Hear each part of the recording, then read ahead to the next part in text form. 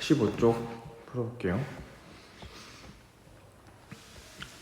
자, 일단 얘 같은 경우에는 주기와 파장이 똑같은 그런 파동이 이렇게 모이고 있으니까 지금 이 P 같은 경우에는 지금 골과 골이 만났지. 그러니까 얘는 이제 보강 간섭인 거고 똑같은 것끼리 만났으니까 Q는 마루랑 골 반대되는 게 만났으니까 얘는 상쇄 간섭이잖아, 그지?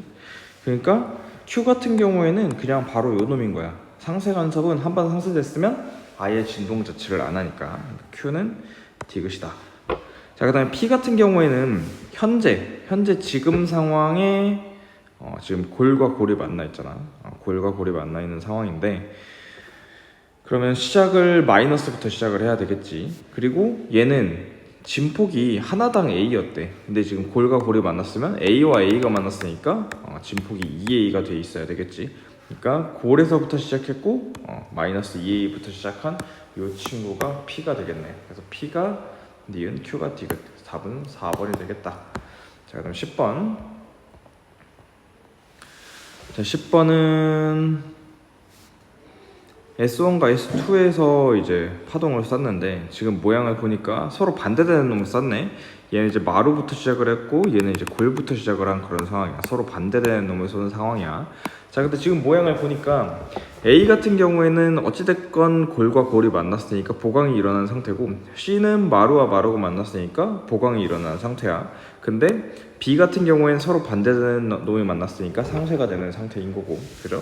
자, 그럼 B는 일단 볼 것도 없이 요 놈이네요, 요 놈. 움직이지 않는 놈. 이렇게 되는 상황이고, 자, 지금 문제를 보니까 C에서 지금 요런 모양이었대. C는 지금 마루와 마루가 만나는데 위에서부터 시작을 했잖아. 자, 그럼 A 같은 경우에는 지금 골과 골이 만났으니까 반대로 골부터 시작을 해야 되겠지. 자, 여기 C가 위에부터 시작을 했으니까 A는 밑에부터 시작을 해야 된다. 밑에부터 진동한 거 요거 골에서부터 올라왔다 내려왔다 하는 거. 그래서 10번의 답은 3번 이렇게 풀 수가 있겠다. 자, 그럼 이제 간섭 단원인데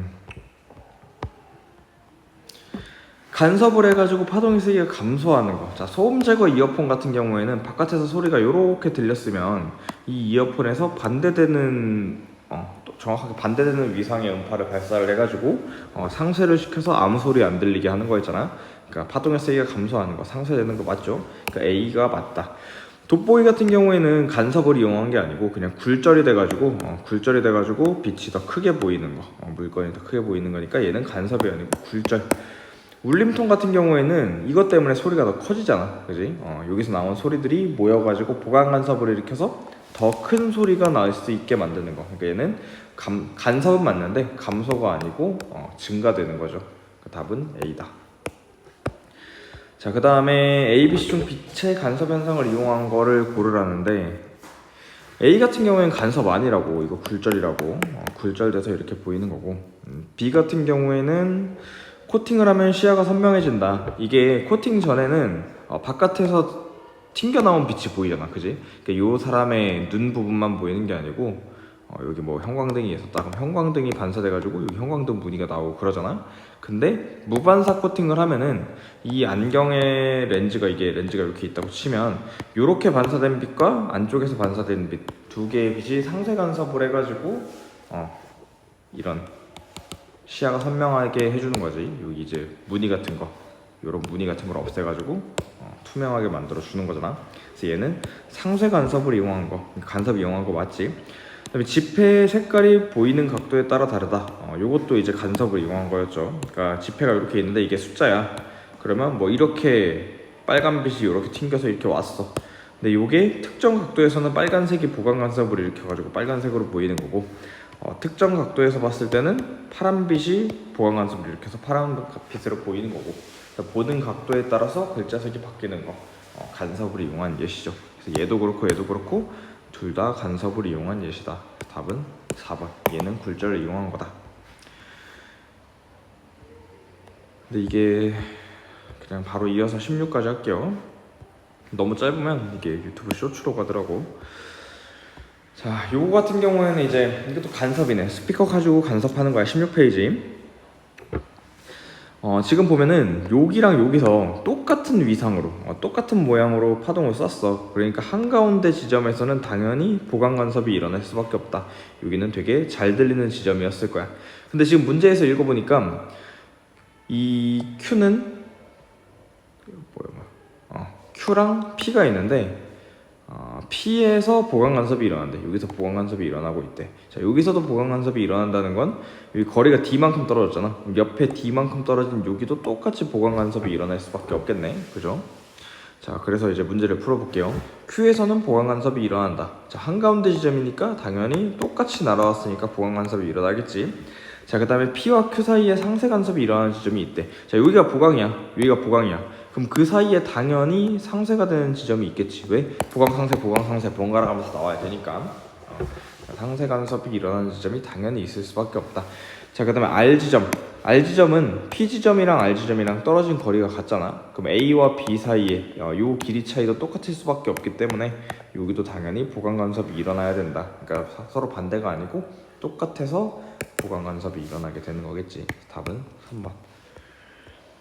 그 다음에 16쪽에 2번도 풀어볼게요. 동일한 소리를 쐈대. 동일한 소리를 쐈는데 P가 지금 한가운데 지점이잖아. P에서는 당연히 보강 간섭, 소리가 크게 들리게 되겠죠. 자, 그 다음에 문제를 보니까 Q도 소리가 크게 측정되는 지점이래. Q가 소리가 크게 측정되는 지점이야. 자, 그럼 여기도 보강이고 여기도 보강이니까 그 사이에 당연히 상쇄 간섭이 일어나는 지점이 존재를 하겠지. 그러니까 요거는 맞는 말이다. 자, 그 다음에 진동수를 2배로 할 거래. 자, 진동수를 2배로 하면은 어차피 지금 여기랑 여기랑 거리 똑같잖아.